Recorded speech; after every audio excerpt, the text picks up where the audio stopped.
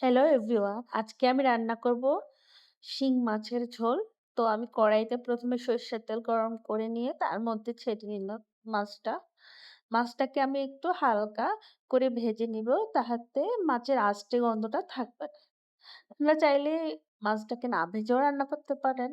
But আমার কাছে মনে হয় একটু হালকা ভেজে নিলে মাছের স্বাদটাও বাড়ে আর আঁশটে গন্ধটাও থাকে না। তো আমি তেলের মধ্যে মাছটাকে একটু উল্টে-পাল্টে হালকা করে ভেজে নিচ্ছি।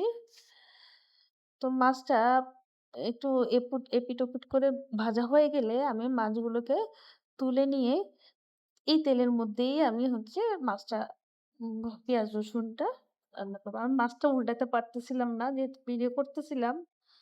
তো এর জন্য কষ্ট হচ্ছিল। তো এই একই তেলের মধ্যে আমি পেঁয়াজ রসুন ভেজে নিচ্ছি। পেঁয়াজ রসুনটা আমি একটু ভালো করে ভেজে নিব।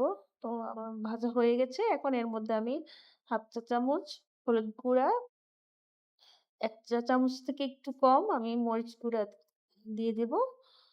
এরপর এর সাথে আমি আরো একটু করে সামান্য পাঁচফোড়ন দিয়ে দিব।